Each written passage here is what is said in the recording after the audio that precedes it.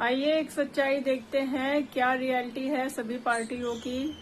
मुझे पता है कुछ अंधभक्त हैं, वो बिल्कुल नहीं मानेंगे। वो बोलेंगे अगर हम सूली पे भी लटका दोगे तो भी हम एक खास पार्टी को ही वोट देंगे, चाहे वो पार्टी सिलेंडर 5,000 का ही कर दे या 2,000 रुपए लीटर ही कर दे तेल डीजल और पेट्रोल, फिर भी हम उसी पार्टी को देंगे वोट।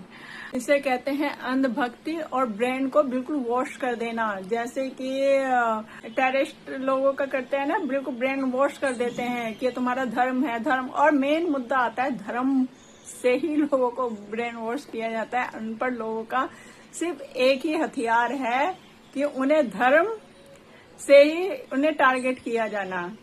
और जितने भी आतंकवादी हैं ना, वो धर्म के नाम पर ही टारगेट होते हैं। और ये कम पढ़े लिखे और मन बुद्धि वाले लोग होते हैं ना, उन्हें ही टारगेट किया जाता है।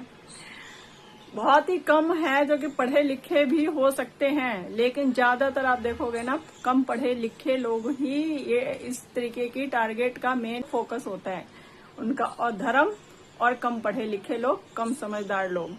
बीजेपी के पास इतना पैसा है कि रखने की जगह कम पड़ रही है, लेकिन फिर भी हमारे देश के लोग गरीबी और भूख से मर रहे हैं। चलो देखते हैं कि बीजेपी के पास पैसे कितने हैं। तो 2014 में बीजेपी के पास 84 करोड़ का फिक्स एसेट था, मतलब गाड़ी और ऑफिसेस, जो 2025 में बढ़कर हो गए 1500 करोड़। अब ये देखते हैं कि इनके पास कैश और बैंक बैलेंस कितना है। तो 2014 में इनके पास 700 करोड़ रुपए कैश था, जो 2025 में बढ़कर हो गया 10,000 करोड़।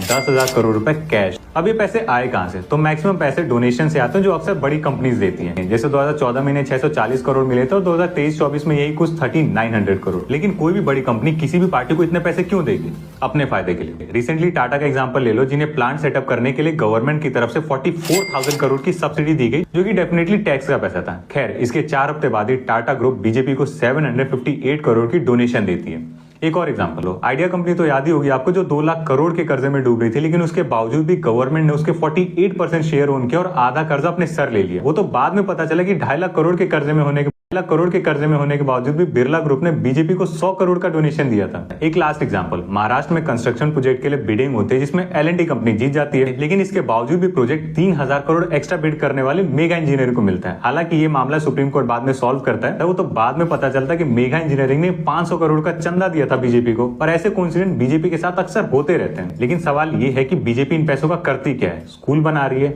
हॉस्पिटल, मंदिर? ना। अकेले 2023-24 में इलेक्शन लड़ने के लिए बीजेपी ने 1700 करोड़ रुपए खर्च किए, जो 2025 में ऑलमोस्ट डबल हो गया 3300 करोड़, जिसमें से 500 करोड़ तो मीडिया को गए। ऐसे ही थोड़ी लॉल है मोदी जी के। ये जो इतनी सुंदर सुंदर आप तस्वीरें देखते हो, ये उन्हीं पैसों के तो लगे। अब जरा बीजेपी को बाकी पार्टी से